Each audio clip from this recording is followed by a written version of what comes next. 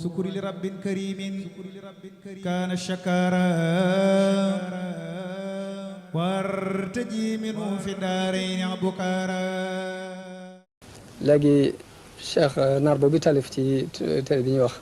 an nafahatul miski yi nga xam ne mi ngi wax ci xarbaaxi sëriñ bi wax na ne bokk na ci ay xawaari xam foofee ba mu demee ba soxla woon nag dafa dem xool duus bi mu sobewu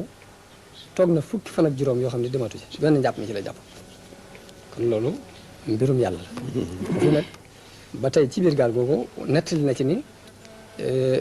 am na benn nag bu wadd mel ni lu jëm si ci moom ñun ñëpp ñuy ree jàpp nañ ci kawam la jëm waaye mu mel ni yàlla daf ko defal ay laaf mu naaw génn dem naar bi ni mu ko waxee mooy dafa tàbbi ci biir géej gi moom nag ma léegi nag loolu lépp ci histoire yi amoon ci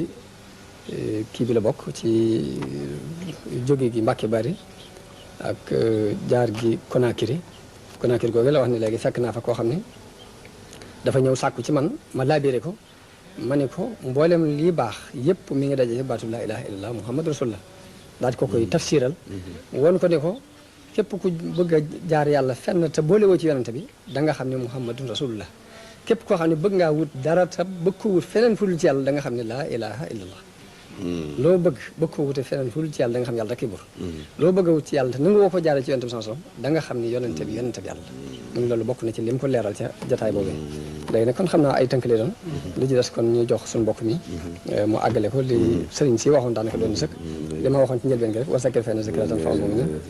di ñaan yàlla mu defal nu ak dégg ak jariñu di ñaan yàlla sëriñ Saliou Mbacké mi nekk ci suñu kanam yàlla yàggal ko fi lool wéral ay cëram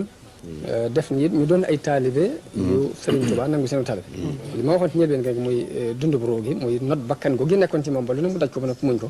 loolu lu ñu war a jàngale la ci bés bi wasalaamu aleykum wa rahmatullahi taala wa barakatu sukuri li rabbin karimin kaana shakara wartaji minu fi daarayni bukara